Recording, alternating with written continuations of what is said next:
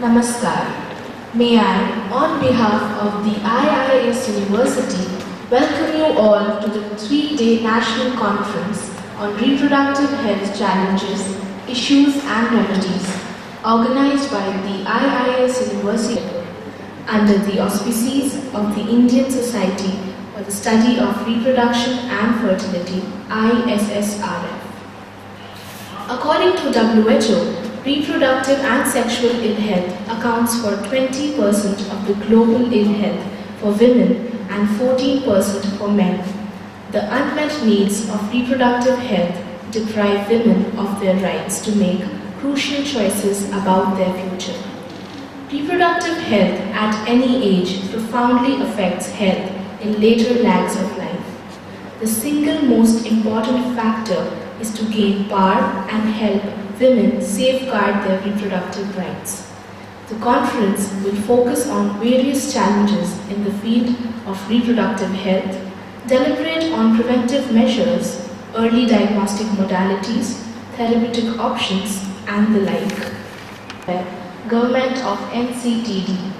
The guest of honor for today's function, Dr. V.P. Kamboj, former Director, CDRI. Our chief guest for today, Dr. V.M. Katoj, former Director General, ICMR, amongst us.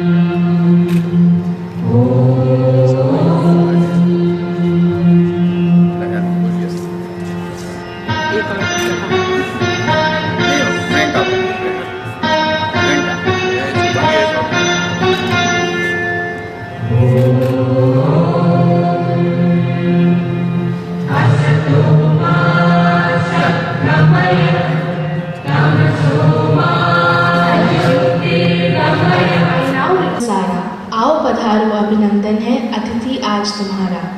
I request Dr. Rakhi Gupta to extend floral greetings to Padma Shri Dr. R.R. Chaudhary.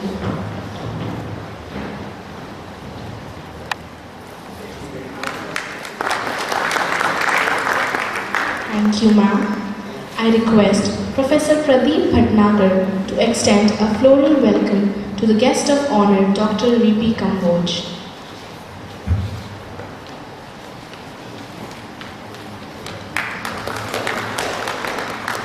Thank you, sir. May I now request Dr. Priyanka Mathur to welcome the keynote speaker, Dr. V.N. Katoj, with flowers.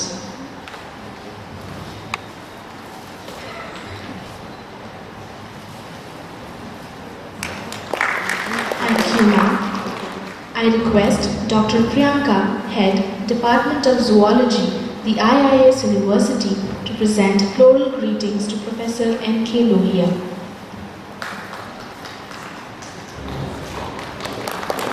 Thank you, ma'am. I now request Dean, Faculty of Science, the IIS University, Professor Pradeep Bhatnagar, to deliver the welcome address.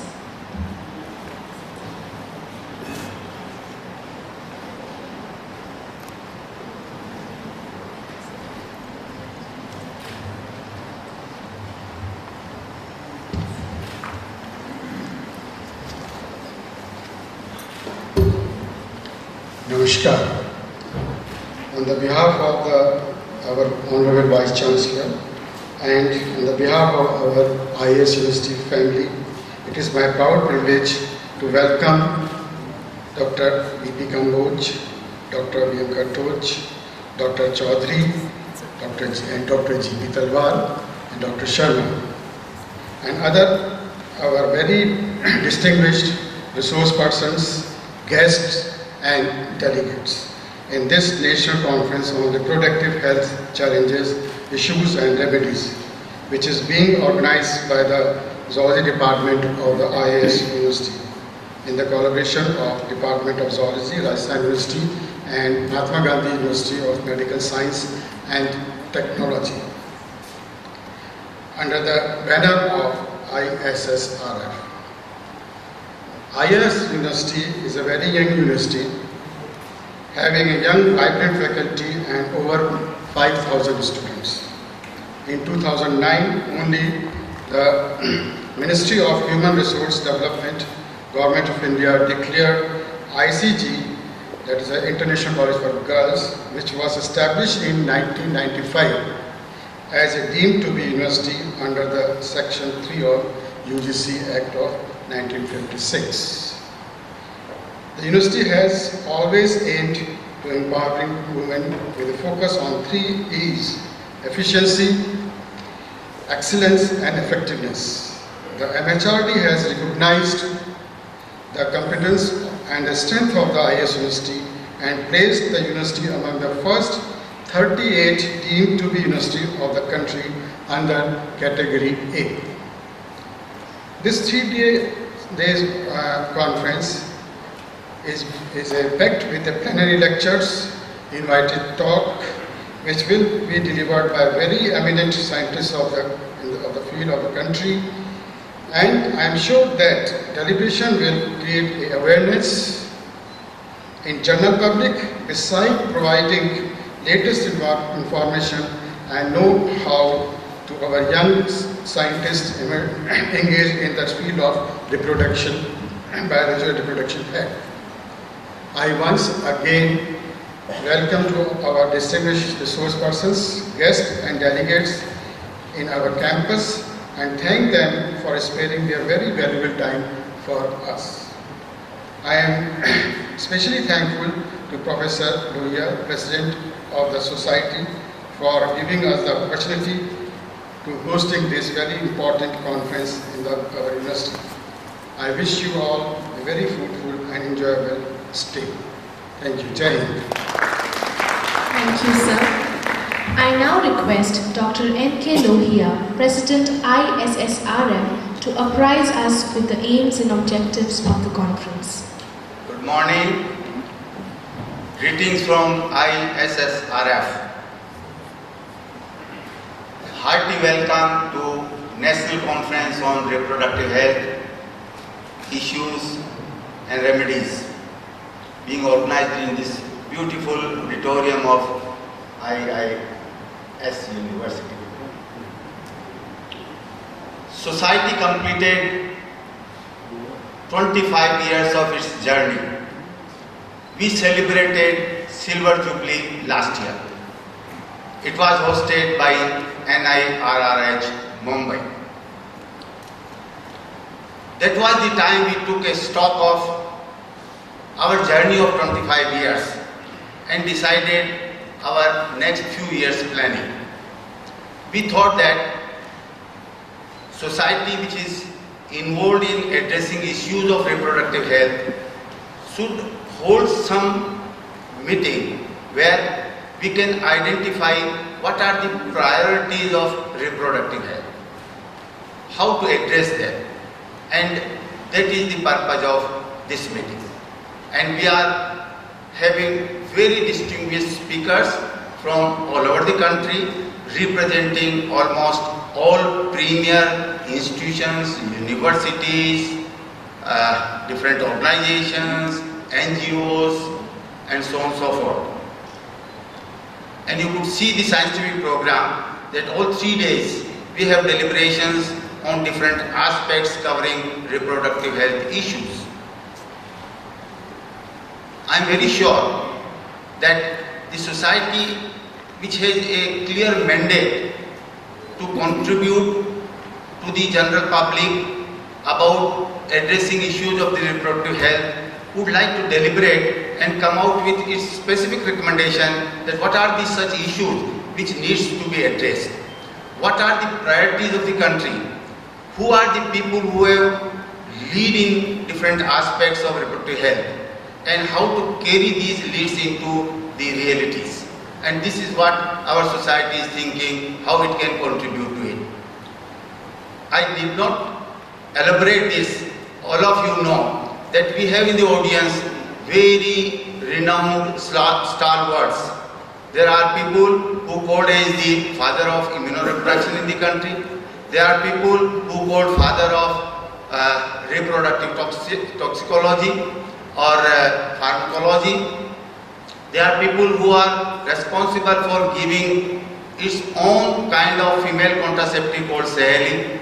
So many such people who have made immense contribution in the field of reproductive health during last 2-3 decades, and now we have several middle career scientists who are contributing towards this, where we saw that there are certain leads from different premier institutions where there are early diagnostic modalities being worked out in reproductive tract cancers.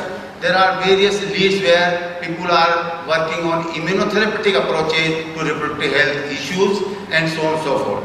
So I would say that society is contributing in meeting needs of reproductive health challenges of the country. So society started with these basic issues, and I am sure that society is doing its justified role, bringing out timely publications. You see that every September, every February, there is a newsletter of the society addressing priority issue of the reproductive health. There is a regular event in September and February where addressing different issues of reproductive health. Society is proud to say that society has its own journal being published by Elsevier, Journal of Reproductive Health and Medicine. So in different ways we are very well contented that we are contributing, and ISSRF today has become a synonym of business, synonym of commitment, synonym to contribute to its mandate decided by the general body and the executive. I, on behalf of the ISSRF, it's a great pleasure in inviting all distinguished, outstanding delegates to this 3 days meeting, and I do hope that we would have deliberations, we would have summarized outcome of deliberations, we will come out with specific recommendations, and we will make our deliberations useful, make it available to people who are responsible for implementation of our recommendations, and will go to the general public to tell them what society, what scientists are working on in different aspects of reproductive health. With this, I thank all of you who have come here to attend this meeting, and I express my gratitude to all delegates who have come from far distances from different parts of the country, and I wish this 3-day meeting a great success. Thank you so much. Thank you, sir. It is our proud privilege to have amongst us Dr. V.P. Kamboj as guest of honor for today's function. Dr. Kamboj is a scientist of international repute. He is currently the chairman of Biotech Consortium India Limited and former director, Central Drug Research Institute, and former chairman, Bharat Immunological and Biological Corporation Limited. He has served as president at National Academy of Sciences. Thank you, Rita. I take that from you, Professor Ranjit Rai Chaudhary, Professor Katoj, Professor Loya, Professor Rakhi Gupta, Professor Bhatnagar, other friends on the dais, Professor G.P. Talwar, friends in the audience and dear students. It's a pleasure to be here in this beautiful hall of the IIS University. When we came here and were going for the breakfast, it was encouraging to see the ladies playing badminton in the campus itself. Maybe that was the off hour for those students, that's why they were playing. Actually, I am grateful to Dr. Loya for giving me the opportunity to be with you and to share my thoughts on the reproductive health. I'll not take the reproductive health in general, but the issues concerning our reproductive health, all of you are aware that we were the first country in the world to adopt family planning and reproductive health issues in the country way back in 1951. But our growth rate continued at a very high rate for long years, over 2.5%, although it has come down to 2 or less than 2 in number of states, but a few states which control virtually 40 to 45% of the population still are ranging beyond children. And this has aggravated our problems. The nation has taken large number of steps in containing population and particularly in reproductive health, the problems of maternal mortality and child mortality. You would have heard even our current Prime Minister and the previous leaders saying that we are a vibrant young nation, that 50% of the population below the age of 40. But that has aggravated the problems of this country. We have a large adolescent population and child marriages are still on a very high note in this country. Maybe the state in which we are speaking, holding this conference, and the state which I represent, that the Uttar Pradesh, they may be at the top of the child marriage, as far as the child marriage is concerned. And consequently, there are early marriages and early children coming into the society. So, and that is aggravating the problems. If we look at the moment, we are adding about 22.8 crore people every year to our population. That's not the problem. The problem lies that when we are adding so many people, every minute if you look at the women, the young women who give birth to children, one woman dies every 10 minutes when she is delivering a baby. And if we look at the babies, over 2,000 babies die every minute at birth. And that may be a figure given by the government. If you go to the rural areas where the data may not be that much handy with us, the situation may be worse. And those who are born, maybe over 25, have not celebrated their first birthday even. That means the child mortality is still very high. If you look at the child marriages, child mortality, child marriages, I think we are number one in the world.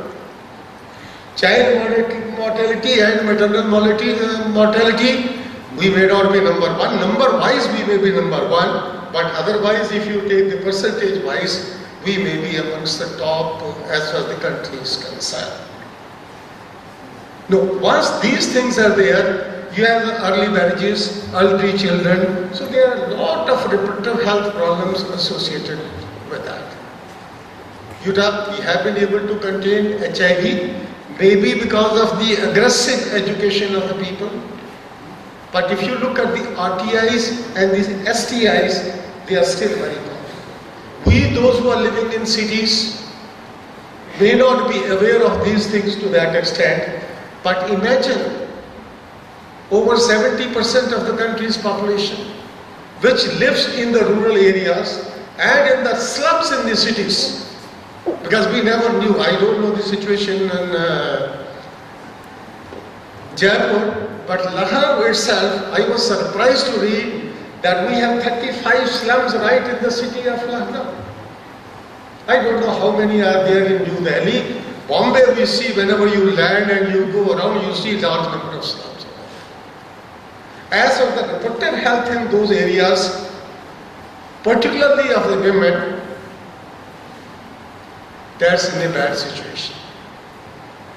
We always read these days also read in the newspapers. In today's world, where on the one hand we say women, we give every rights to the women, still physical and sexual torture of the women is on a very high platform as far as this country is concerned. And once these things are happening, so the reproductive health problems are aggravated. Now, what could be the solution of all those things? Because we have been able to trying to reach health to the far and nook of the country, but whether we are able to reach, somebody says that we have 1.1% to the health budget. Professor Raj Chaudhary and Professor Katoch, they may be doing more than that, but they say even if we raise the budget to 10%, we will not be able to address these problems, will not be spread the health care to right down to the rural areas unless we have a passion. We are serious in solving these problems. Both the political class as also the health people who are associated with this. They say how to address this problem, that's a major thing, it's not that small problem. In this population, they say in the rural areas, those ladies which need caesarean sections, how they are undergoing is very difficult to say. Maybe those mothers are in their young age, are dying because of the childbirth at that particular time. I was just looking into an article in the Times of India to mention there are 30,000 obstetricians as far as this country is concerned. And imagine if you have 2.8 crore children being born in this country every year, whether 30,000 people can address these problems. And you look at the number of graduates which are graduating every year from the different medical colleges. I think as for the international standards, the number of doctors which we have is not even 1/2 or less than what should be there, and whether we can address these problems. So what could be the solution for all those things? They are very serious problems. Nation is serious about this thing. We are, yes, all of us are feeling very serious, but how to address these problems? So if you look at the pharma sector, the 70% population which I talked about, the drugs which we are producing, we are able to take it to the cities and to the periphery of the cities. Again, 65% of the population which is living in the rural areas, we are not able to provide them the medicines. And the reproductive health issues, RTIs and the STIs, we are a peculiar nation. If somebody has, nobody wants to talk about it. If they don't know it, they don't want to know it. Even if a therapy is available, they will not go to an expert to take the therapy. So they will continue and spread these to the other people who are associated with them. So what could be the solution? I think maybe education on an aggressive scale, as was done with the HIV, awareness creation, and that is why we were able to bring it down to half what it used to be. And with the medical peoples, I have Professor Rai Chaudhary and Professor Katoch sitting on the dais, and maybe Professor Talwar too in the political circles if they can. What could be the solution? Could be that we have so many systems of medicine available in this country.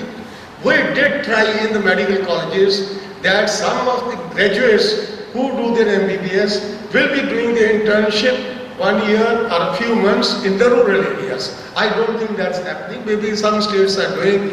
The state to which I belong, Uttar Pradesh, I can't say about the other states, whether any of the medical graduates go to the rural areas or not. They do a post, maybe a posting is there, but nobody goes there. They remain in the city zone. How to address these problems? We are having around about 6 lakhs other category of doctors who are produced under the AJU system of medicine. Could there be a bridging course, maybe a 6 months or 1 year?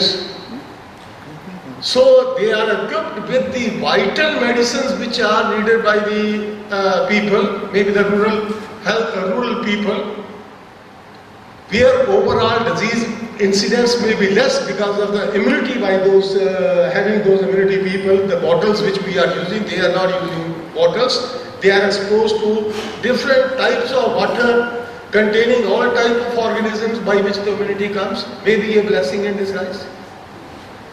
Could we do a bridging type of a course and put these doctors from these systems of medicine by equipping them with the necessary medicines and push them into the rural areas, or place them in the rural areas so that they are able to do that. And the other problem in this thing is the specialty problems. Because if you talk to the MBBS people, they say we don't know what medicine is unless we are able to do the super specialization. And the situation if there is worse. I think maybe in the medical colleges, the seats which are available may be in the proportion of 1:15. MBBS, you have one postgraduate situation. We have premier institutions in this country, super specialty hospitals.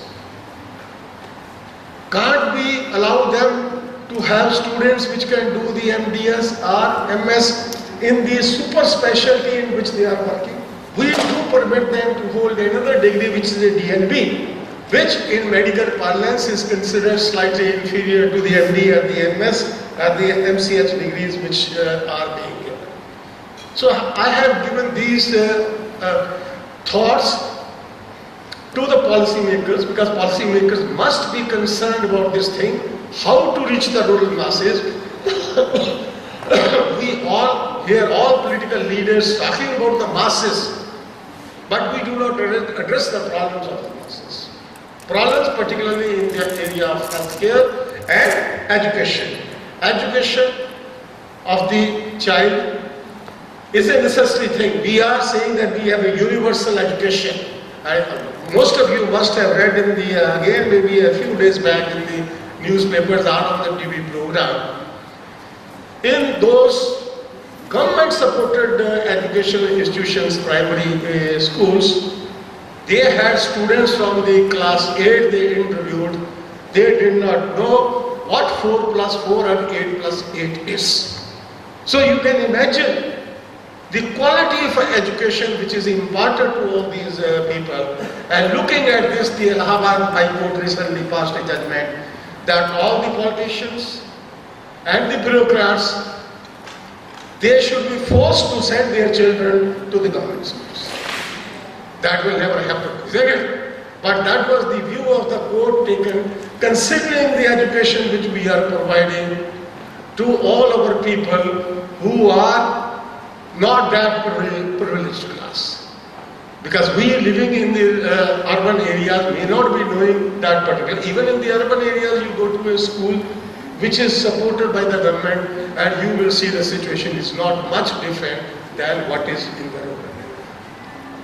So to the policymakers, maybe Professor Talwar, Professor Raichaudhary and Professor Katoch, and to the society, they can highlight some of these problems, how the nation should think in this. There should be a serious thinking maybe at the high level. Even if we are able to achieve one aspect out of this, we are able to control population, or we are able to reduce the maternal mortality or the child which is dying at birth only. The time taken, there is a DBT, Stanford India Biodesign Program. I discussed with Professor Katoch sometime. They have all these deaths we are occurring, most of the children, they are occurring because of asphyxia, lack of air or oxygen at birth. They have developed a very simple device which utilizes a bicycle pedal, a football, and two tubes on the taking out connected to the bicycle, and you just pedal. A myriad amount of air comes and put it at the face of the baby who is just born. You can revive the baby by this thing. Very simple device, maybe that when it's manufactured by some high-profile company who has taken it, it takes a long time to come to the market and the price will be high. Whereas it can be produced, all of you may be knowing that every rural area, every house may be having a bicycle, and football bladder cost will be very low, and then the tubing, and that can be provided to the ASHA worker or to the other health worker to save the baby which is born. Thank you very much, Professor Lohia, for giving me the opportunity to share my views. Thank you very much. Thank you, sir. We have a few publications lined up for release today. First and foremost, we have the conference proceeding. I request the dignitaries on the dais to release the proceedings.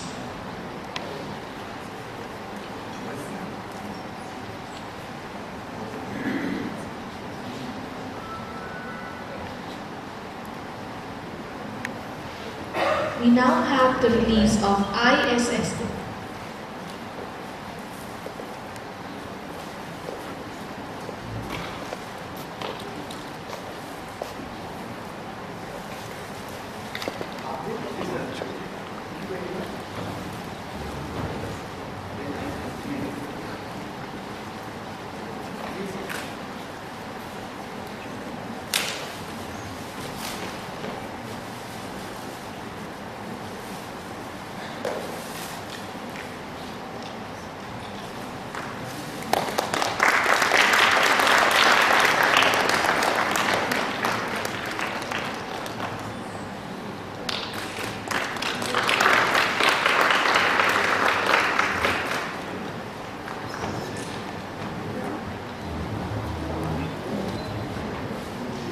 We now have the release of ISSRF newsletter. I request Dr. Namita Chandiok, editor, ISSRF newsletter, to join the dignitaries on the dais.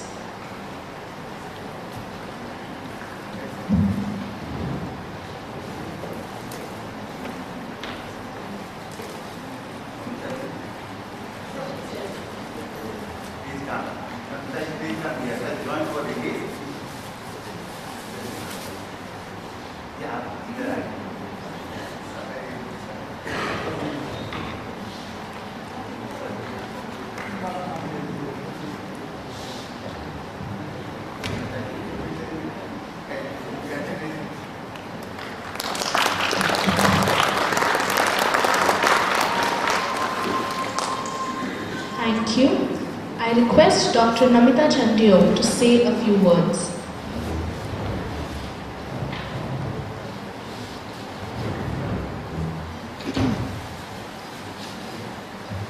Dr. Katoch, Professor Raichaudhary, Dr. Kamboj, Dr. Lohia, Dr. Talwar, other dignitaries on the dais, and my friends in the audience, good morning.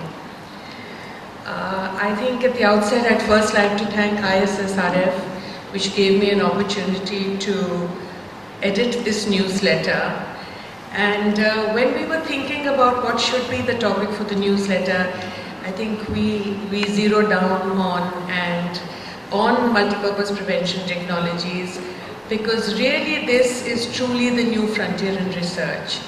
And it is truly an area where if a technology would be available, a safe, accessible, an acceptable technology would be available to women to address their infection prevention and their contraceptive needs, it would really benefit the women of the world.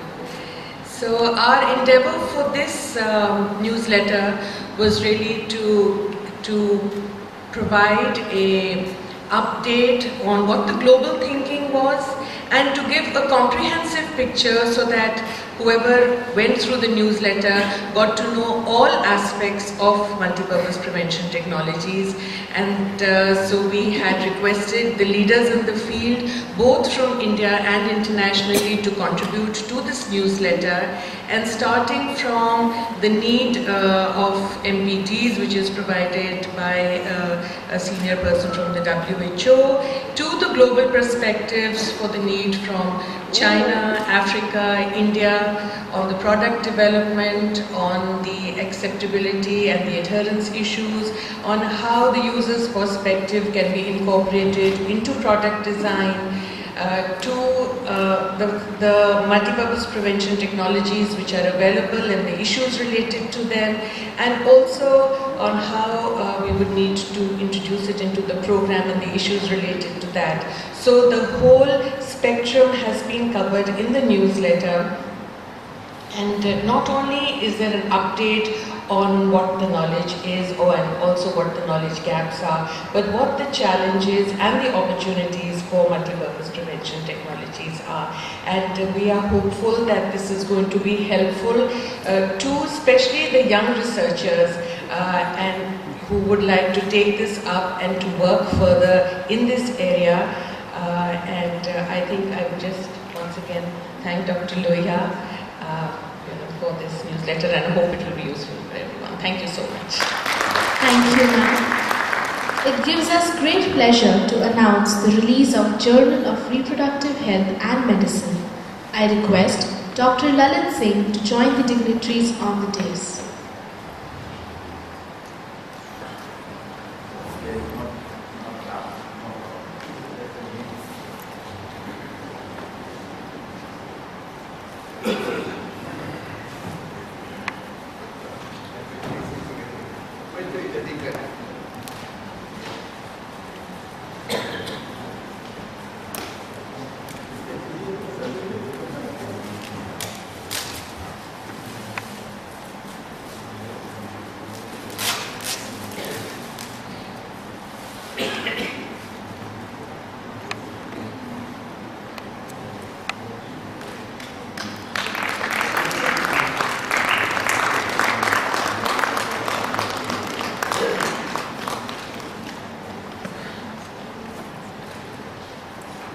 Thank you.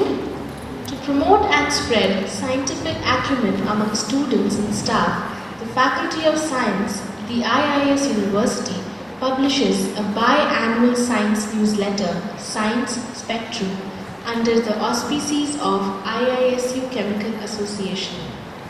It is our proud privilege to announce the release of the current issue of Science Spectrum.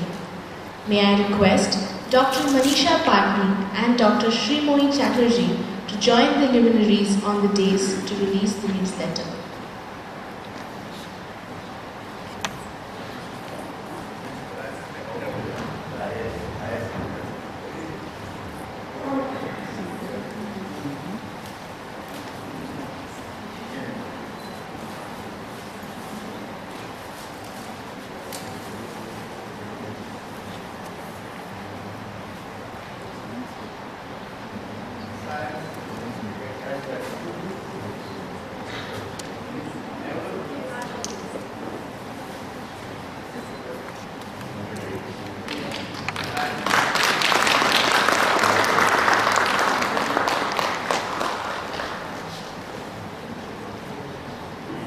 Thank you.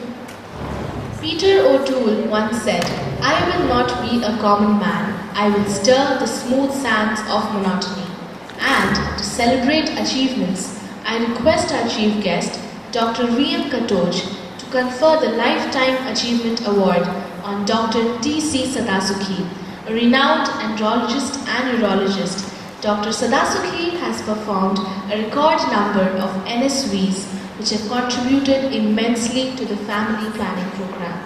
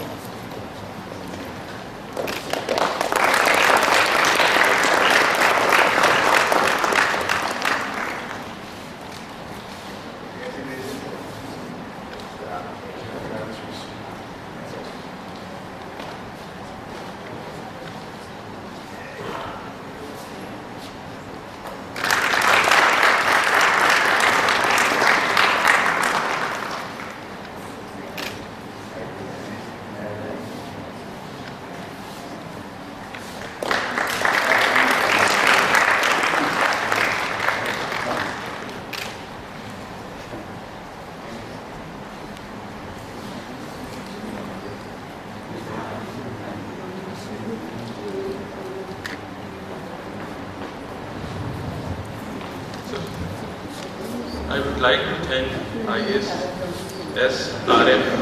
for this award and recognition. At the same time, I am also thankful to Dr. M.S. Swarnkar, President Mahatma Gandhi Medical University, for providing the platform. At the same time, I would like to thank Mrs. Sadasuki also, who has cooperated and supported.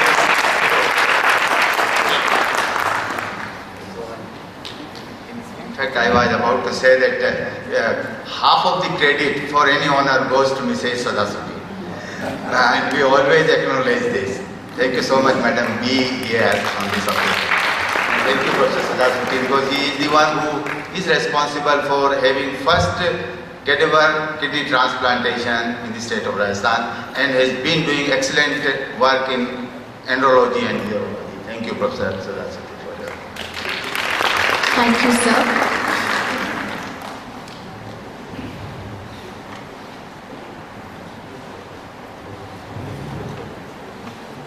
Our chief guest, Dr. V.M. Katoj, has been the former Secretary of Department of Health Research and Director General, Indian Council of Medical Research. He has received the Young Scientist Award, Sher-e-Kashmir Sheikh Abdullah Memorial Oration Award, Erwin Stindl Memorial Oration Award, IAMM Endowment Award, Ranbaxy Science Foundation Award, UC Chaturvedi Lifetime Achievement Award, PC Ray Award, to name a few. Dr. Katoj is a Fellow of National Academy of Sciences, National Academy of Medical Sciences, and Indian Academy of Science. He has also contributed over 270 research papers in Indian, European, and American and other foreign journals. Sir, we are honored to have you amongst us. I now request Dr. Katoj to deliver the keynote address. Thank you. Professor Roy Chaudhary, Professor Lohia, Professor Compose, Professor Patnagar, Dr. Ansari, Professor Rakhi Gupta, two Priyankas, Dr. Mathur and Raghuvanshi, Professor Talwar, Professor Sadasuki, Mrs. Sadasuki, Dr. Namita, Dr. Suri, Harish Sharma, Dr. Samita Mahalaya, or other colleagues from NIRH, Dr. Sunil Kumar. In fact, there are two ICMA 3 institutions represented here, ARI, ICMA SIS, or AIMS, people, Dr. Yadav is also there. I think this small crowd, but very distinguished people.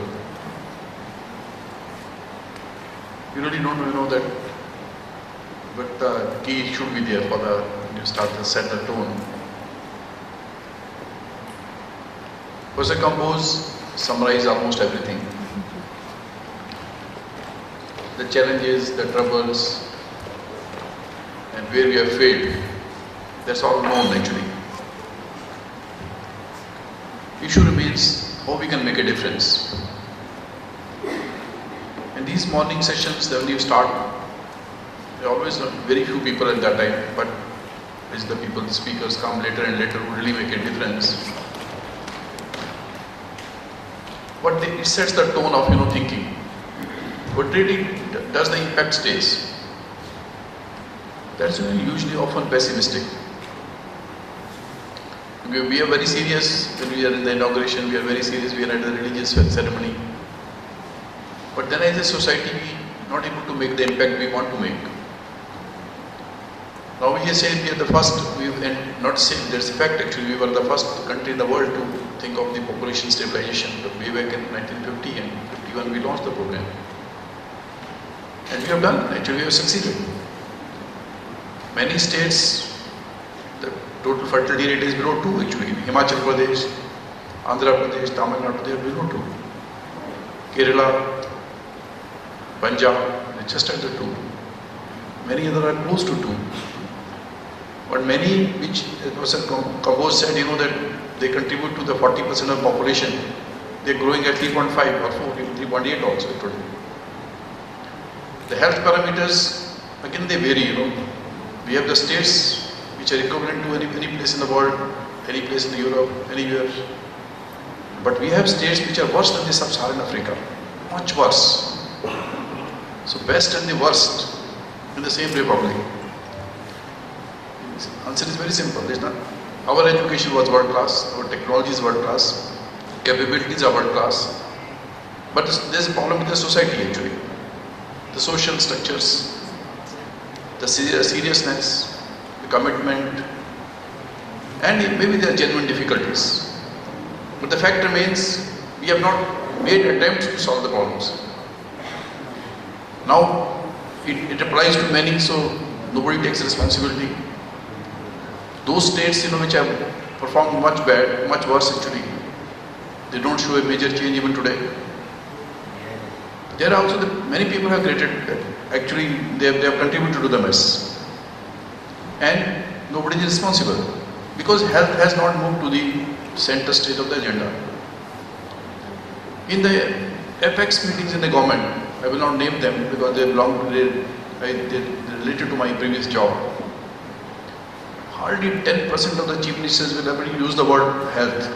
Health is not on the agenda actually. It's not a vote catching. It's not the people demand it. People don't demand it. They die, that's all. Or they go to they have money in their pocket, they go to somewhere they can spend the money and get the cure which they want, they think they're getting. So health has not moved to the center stage of the agenda because politics can make a difference. So we're seeing this problem of the awakening of the society in those states. Now how the societies can be awakened, no, that is a key question actually. It's basically the socio-behavioral issues and a sustained action for over a long period of time. It won't happen in a single day. But have we started that? So that remains the first, I think, key challenge for the society, and that will remain the key challenge till we solve it. It will not go away by next year, this will not be the second, third year, but there should be some measurable attempts, which we are making it. Intellectuals as people we talk about, we discuss about, and God has given us the opportunity, given us the brains. Are we thinking about it? So I think that's the first reflection which should be in our mind, a guilt conscious, that have we done enough? So of course that remains the challenge number one actually, because that will make a difference. It's only the willpower, which has made a difference in some states, is making a difference in some states, in that it has not made a difference in many states. Now the second question arises, that means the technologies were okay. Nothing wrong with the knowledge, nothing wrong with the technology, nothing wrong with our medical education. They are there. It is only the availability of those services to the people and their utilization. I said the health moving to the center stage agenda, and reproductive health will automatically move there. Because reproductive health, who is the victim? Mostly the woman, mostly the children, helpless people. And they are in the last fringe of the society. Whatever we may talk about them, but the fact remains the same. So obviously they have no power, They have very little power. And if the overall health is at the 10% of the country's goal, and other chief ministers don't talk of that, what about the woman's health? That remains even further lower down actually. So health of the marginalized people, the health of the woman, health of the children who have no say, and particular children of the poor people, that remain on the fringe actually. So what type of action should be planned? What type of action should be proposed? Have you given a thought to it actually?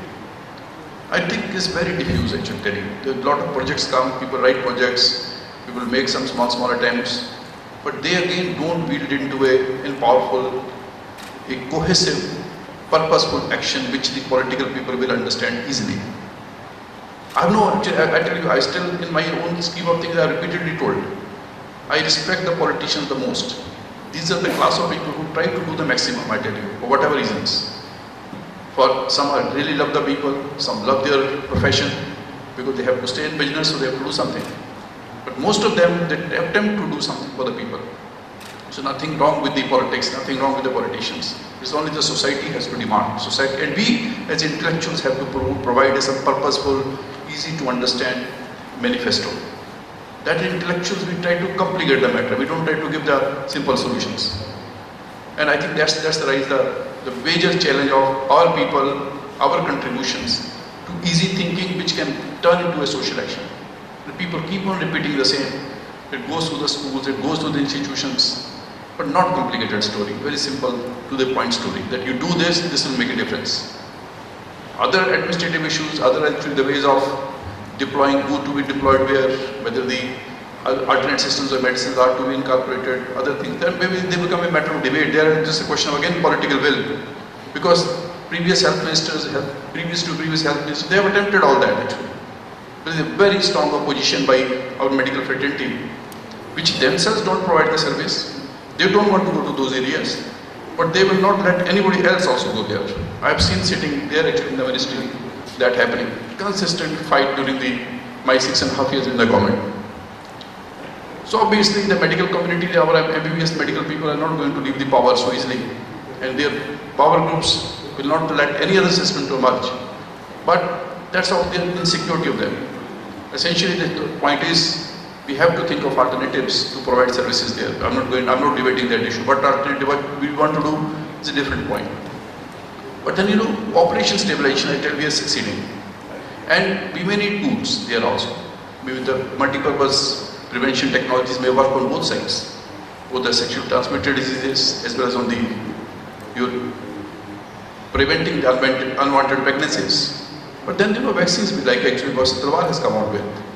Maybe there's something future for them, because easy to use, sustained. So I think they also should see the light of the day fast enough. We should not be in that luxury mode actually. Because the Talwar used to talk in this language actually, but now I used to start talking with the same spirit actually, because I feel in those areas, if the conventional methods did not succeed in 65 years, I can imagine that in 5 years that the whole scenario will change. So the easy vaccines which will provide some long-term some protection against pregnancy, they are certainly a better option actually. So I think we must focus on them with a determined zeal in a time-bound manner actually. Multi-purpose prevention technology, India should be part of the agenda, global agenda. CAMI, other initiatives which are making a difference. I think IMPT, but those also people are making a difference. They are all, you find the publication there also. India should be in the forefront there, because we need them the maximum. We have a problem, so we need the maximum. We should be, I've attended 3-4 meetings on them, but after that, the action is very, very weak actually. We must admit that. The action on the front of, taking them to the regulatory pathways, getting them validated in our settings, that's not picked up actually. And it has to pick up. It doesn't require big money. We have the setups. ICMR has it, the NIRLH has, the director is today here also, that we have 30 units actually across the medical colleges. They did a wonderful job 30 years back, 20 years back. For 10 years, it's virtually nothing actually. No initiative, nothing new to be tested. So why can't those are deployed to create a new thinking in those medical colleges, those areas? Medical colleges have to be in the forefront of the solutions. Specialized institutions cannot provide solutions. We work with a very limited number of people. Medical colleges work with everybody. So they have to be brought back to the center stage. And in this also, whether it is MPTs we are talking about, we are talking about the other solutions to the local maternal morbidity and mortality, they have to be local solutions. They cannot be prescribed. Sitting in the Ministry of Health, every time we have been prescriptive again for a single problem. Health is total actually. Health is a total physical state of physical, mental, social well-being. We tend to forget that actually. It is not preventing not one disease or not preventing birth actually. We are ignoring the other side, infertility totally. 3-4 centers only in the government sector, all others in the private. Government never was not thinking of the childless couple at all actually. So I think that kind of thing, how it was allowed to happen. Many people in the government institutions are a member of these societies. What they did during those periods? What the people in the medical colleges they tried to do? Why they didn't take it? Did they fight with the health ministers? Did they write for the proposals that the ART centers should be there in the government medical colleges? Ultimately, the social sector responsibility is government actually. Private is only complementary. But it has not happened actually. So that, taking only stabilization doesn't mean only preventing somebody you shouldn't die actually, or you preventing birth, that's good enough. The woman has to be healthy, the child has to be healthy, couple has to be healthy. So they should have a child actually. Or either it should be provision to adopt children, or you make the facility for them which should be at par for everybody. Then many Adh-Kachra methods come there actually. Some genomic tools come, some genetic tools come, they are not tested actually.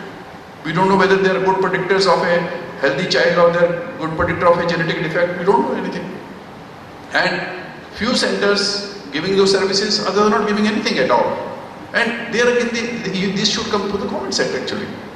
Or government accredited units in even the private places also, no issue actually. A good private medical college, they want to give services to the society in that manner, okay, keeping their commerce parallelly okay, no problem. There must be partners, valuable partners, use their services. Ultimately, India belongs to everybody.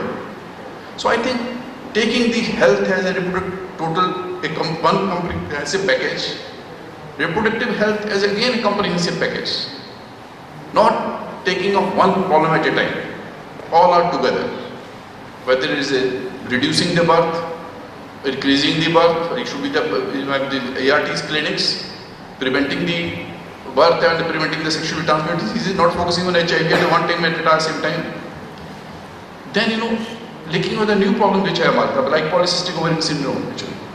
Big problem now. Whether due to the pesticide or due to the diets or due to exercise, what has happened. But we are ignoring that actually. Till that woman, that girl becomes a woman, she starts suffering, she has the problems. And then she just runs from one place to another. She has a reproductive health problem, she has a metabolic problem, she has the other issues.